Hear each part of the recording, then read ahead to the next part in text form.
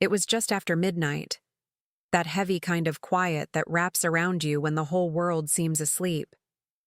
I was curled up on the couch in one of Liam's old hoodies, a half-finished mug of chamomile tea going cold in my hands.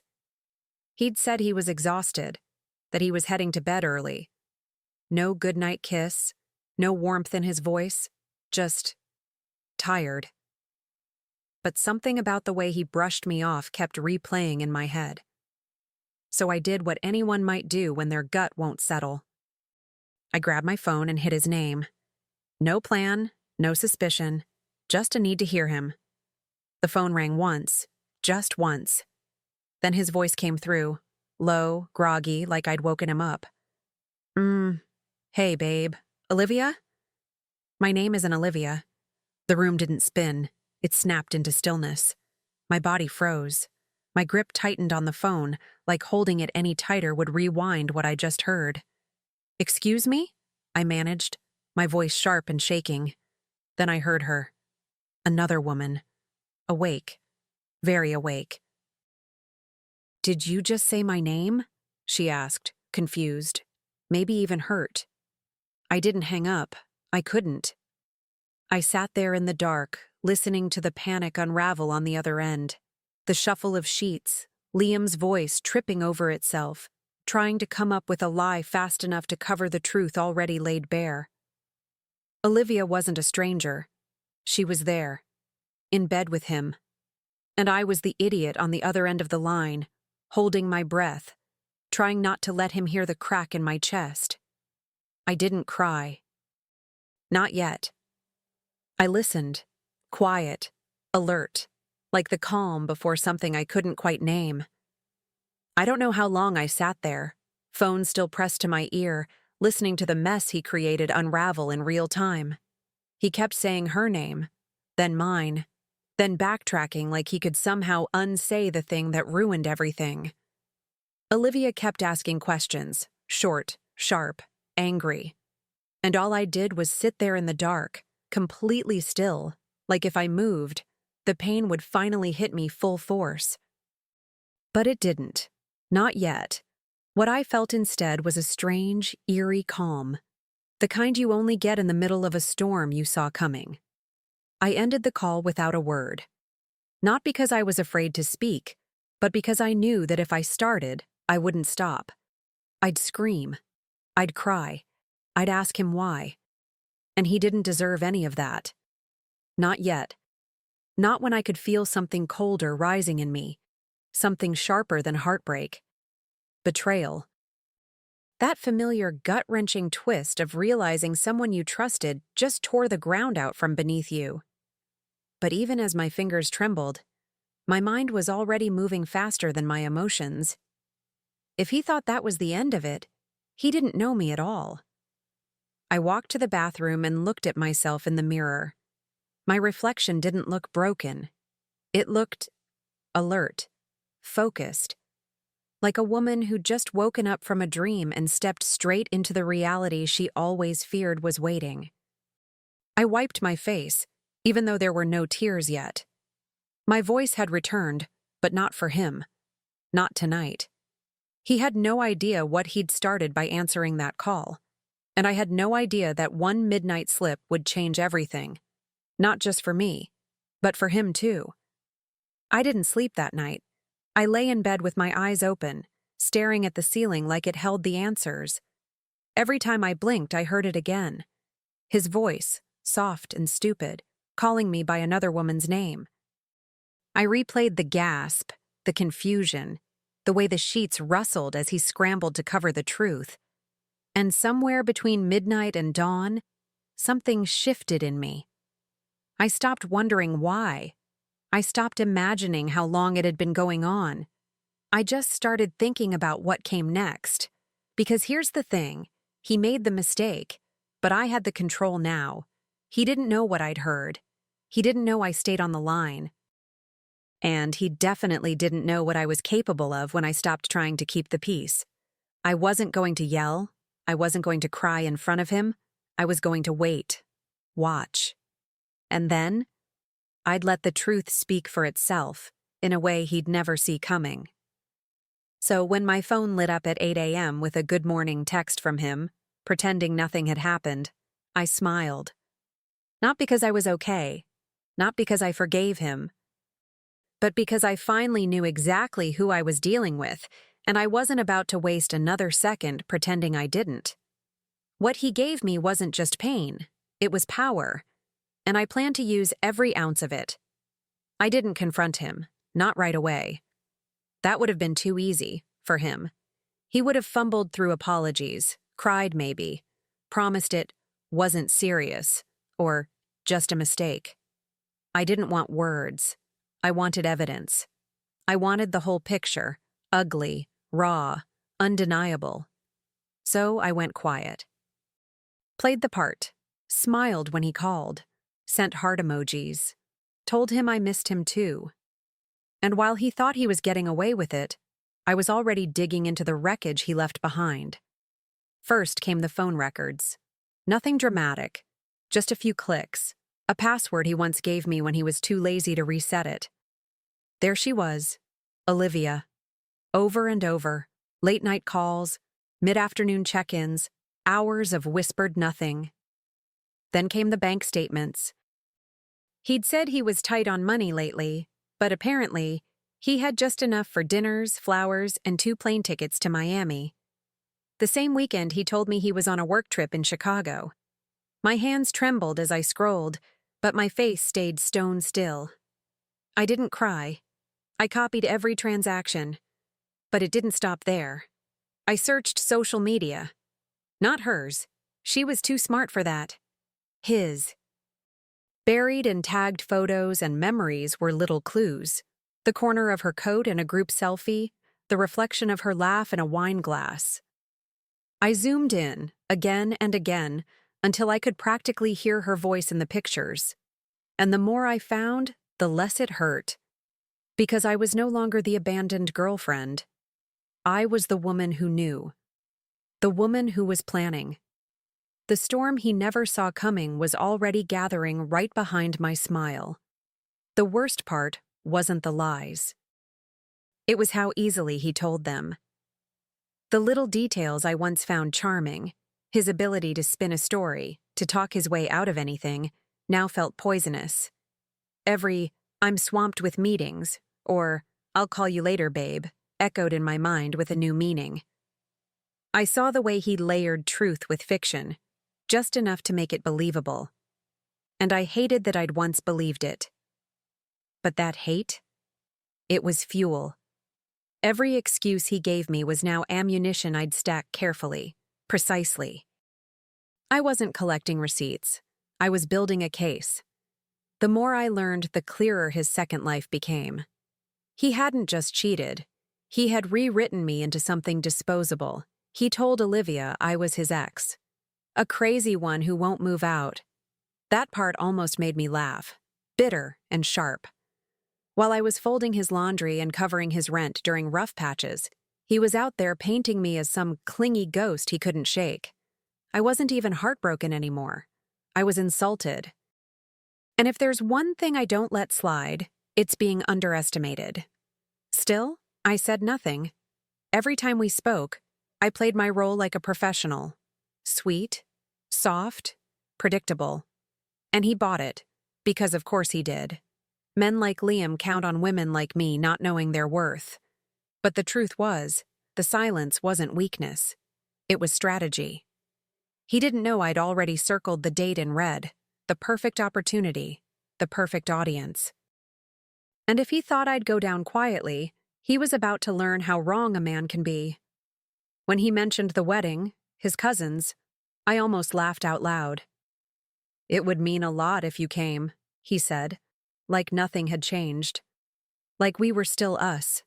I played it cool, tilted my head, smiled through the phone, and said, "Of course, babe, I wouldn't miss it." He had no idea I already knew. No clue that while he was planning outfits and speeches, I was planning something else entirely. I wasn't just coming to that wedding, I was choosing it as the stage. But before I made my move, I needed one last piece. Olivia. I knew her name, her voice, her number. I just hadn't used it until now. I texted her, calm and clear. "We need to talk. You've been lied to just like I was." I expected her to ignore me, maybe lash out. Instead, she responded in minutes. At first, defensive, then curious, then furious. And once I sent the proof, screenshots, call logs, bank charges, her silence said it all.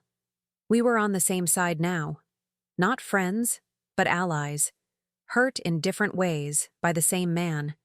We made a plan, a quiet one. No screaming, no catfights, no drama. Just the truth, delivered exactly where it would hurt most. In front of everyone he lied to. He thought he'd built two separate lives. But we were about to bring both crashing down into one unforgettable moment. All I had to do was wait, smile, and act like I didn't already see the ending. And the best part? He'd be the only one in the room who didn't know what was coming. I showed up in a navy dress I knew he loved, back when his compliments still felt real. My hair was curled just the way he used to request it, my smile sweet, effortless. I looked like the perfect girlfriend, and that was exactly the point. The rehearsal dinner was held at some rustic vineyard, strung with fairy lights and filled with the kind of people who say things like, "Family means everything." Fitting, really, since everything was about to fall apart, right there in front of his entire family.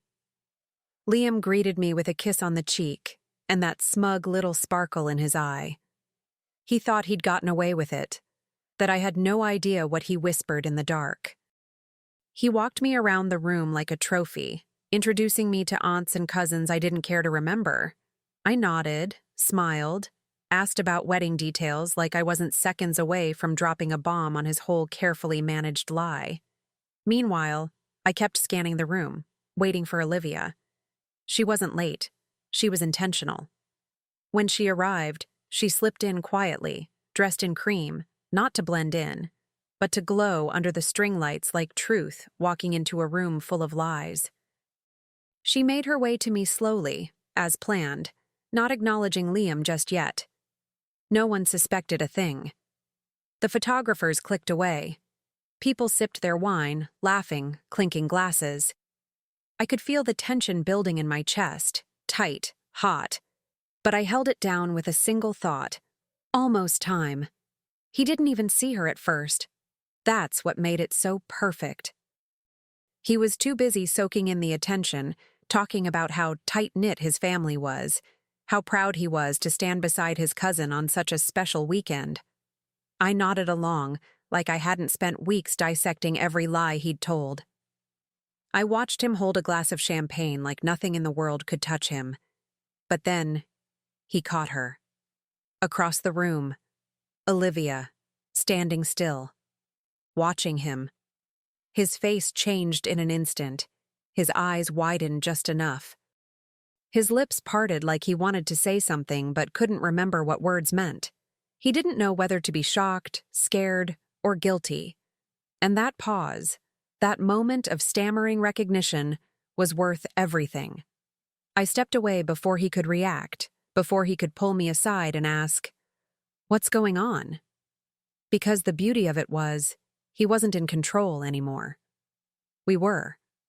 The toasts began. The lights dimmed slightly, and the clinking of forks against glasses quieted the chatter. Liam's cousin gave a speech, then his mother, then someone called my name. I stood up slowly, pretending to be flustered and flattered, smiling like the woman who still believed in fairy tales. But inside, my heart was steel. Every breath was measured. Every word I was about to speak had been rehearsed, not in front of a mirror, but in the moments I stayed silent while piecing together the truth. This wasn't just a toast. This was the match against the fuse. I held the glass delicately in my hand and raised it with a soft smile. "To love," I began, my voice calm, warm, practiced. "To honesty, and to knowing when it's time to say goodbye." There was a soft ripple of polite laughter, the kind you hear when people don't really understand the joke, but don't want to seem rude. Liam chuckled nervously beside me. That's when I turned to him. Just him, and let the rest of the room disappear for a moment. To Liam, I said. For telling me he was asleep, alone, while Olivia lay right next to him. The room cracked. Silence dropped like a stone. Glasses froze mid-air. Somewhere, a fork clattered onto a plate. And there he was, staring at me, wide-eyed, jaw slack, caught like a man with no exits. I didn't flinch. I didn't look away. And then, right on cue, Olivia stepped forward and stood by my side. We didn't need to shout. We didn't even need to explain. We just placed the printed screenshots, texts, call logs, receipts, on the table in front of him. People leaned forward, eyes darting from the papers to our faces, then to Liam. He looked small, cornered, like he suddenly realized this wasn't just a bad dream. It was the consequence of every careless lie he thought would stay buried. And it wasn't over yet. You could hear a pin drop. The room was so still, it felt like everyone forgot how to breathe. Liam looked around, desperate for someone, anyone to save him. His face flushed red, then pale, then something in between.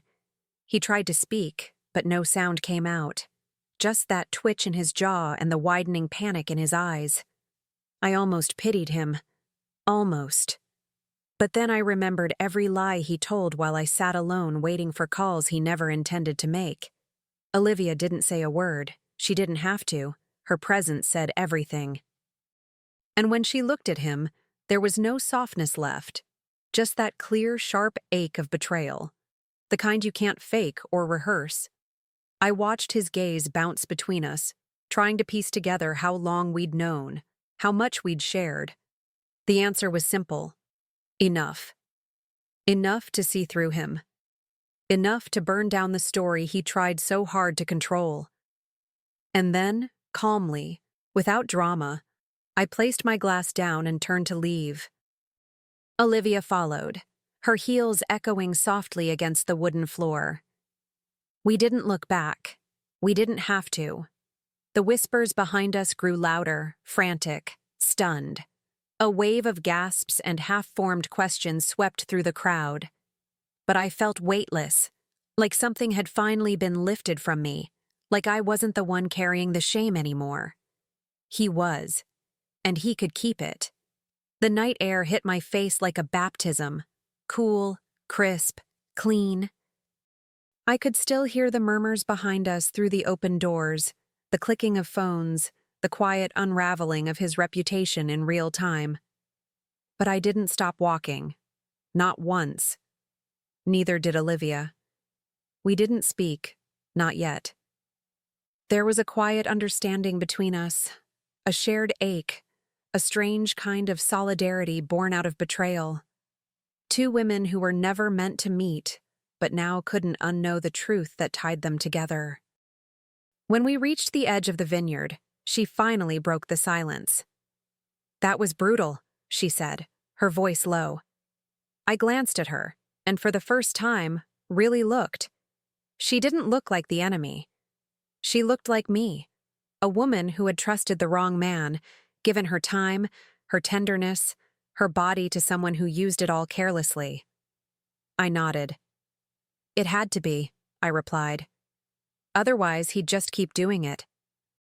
We sat on a wooden bench near the parking lot, letting the night breathe around us.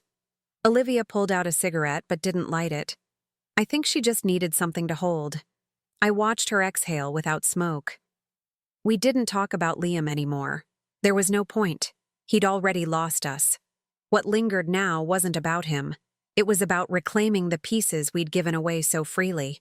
And for the first time in a long time, I felt like I wasn't alone. As we sat there under the vineyard lights, I realized how different this ending felt. No screaming match, no begging or bargaining. Just truth, laid bare in front of everyone who mattered to him.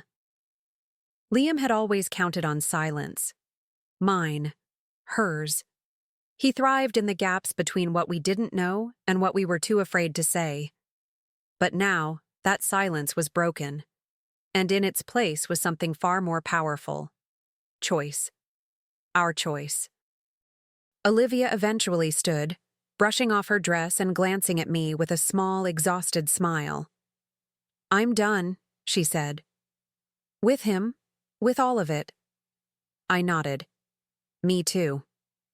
We exchanged numbers, not because we wanted to be friends, but because we'd walked through fire side by side. That kind of experience doesn't always make you close, but it does leave a mark. And even though I didn't know if we'd ever speak again, I was grateful she didn't run. She stood beside me when it mattered most. That's not something you forget. As she drove off, I sat in my car a little longer, staring at the venue glowing behind me. Somewhere inside, he was still trying to make sense of what had just happened, still scrambling, still denying. But none of that mattered now. I wasn't there to hear it. I wasn't there to clean it up. I had already taken the first step away. And deep down, I knew the best part was still ahead. The days after weren't quiet. They were free. I expected some kind of emotional crash, but it never came. What I felt instead was clarity. A new kind of peace I hadn't realized I'd been craving. Liam tried to call, of course. Left long, rambling voicemails. Apologies layered with excuses. Blame wrapped in desperation. I didn't listen past the first 5 seconds. His number went straight to blocked. My locks changed the same day. There would be no dramatic goodbye, no second chances, just silence. My silence. People started to find out. Word spread through family, friends, even mutual acquaintances who suddenly remembered seeing a blonde with him in photos, at dinners. On weekends, I wasn't invited. And just like that, the illusion he built came crashing down. Not because I exposed him in anger, but because I told the truth. Once, and loud enough. I didn't need to ruin him. His own behavior did that for me. And that? That felt better than any revenge I could have planned. I began filling my time with things that had nothing to do with him. Morning walks, fresh coffee from the little place down the street he used to call too expensive. Long baths with jazz playing low in the background. For the first time in what felt like years, I was choosing myself without guilt. And every simple moment became a quiet celebration. He had taken enough from me. I wasn't about to let him take the healing too. I started deleting things, photos, videos, texts. Not in a fit of rage, but deliberately, carefully. Each swipe felt like shedding old skin. There was one picture I hesitated on, though. It was from a weekend trip to the lake. His arms around me, both of us laughing, wind tangled in my hair. I stared at it for a long time. Not because I missed him, but because I missed the version of me who still believed him. The woman in that photo looked happy. But she didn't know. She didn't know she was being lied to. And I don't envy her anymore. I tapped delete. It felt like closing a chapter, not slamming it shut, just turning the page, finally, with both hands. I wasn't bitter. I was awake. There's a difference. I stopped checking his social media, stopped wondering what he was telling people. None of it mattered now. Because every day I woke up without that knot in my chest, I remembered that I had done something most people never do. I walked away with my dignity intact, and I never looked back. One night, I poured myself a glass of wine, lit a candle, and opened a browser tab. I booked a solo trip. Somewhere far. Somewhere beautiful. A place I'd always said I wanted to go but never did because he didn't like long flights. That night, I chose a window seat. Just for me. No baggage, no shadows. Just the kind of peace you can only find after walking through fire and realizing you didn't burn. You became the flame. The day of the flight, I stood in front of my mirror one last time. No mascara streaks, no fake smile, just me, clear-eyed, unapologetic. I zipped my suitcase, grabbed my passport, and left the key to our old place, my old place, on the counter. I didn't need a dramatic goodbye. The absence of noise said everything. He would come home one day to find the void I left behind, and that silence would echo louder than any fight we ever had.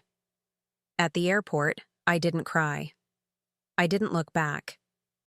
I just moved forward, step by step, past couples, families, announcements blaring over the speakers. I felt like a woman reborn. The kind of woman who knows that sometimes closure doesn't come in the form of an apology, but in reclaiming your own narrative. I boarded that plane not as the woman who got left behind, but as the woman who decided she was done staying behind. As the wheels lifted off the runway and the city grew smaller beneath me, I leaned back in my seat, smiled to myself, and whispered under my breath. He said her name by mistake, but mine will be the one he never forgets.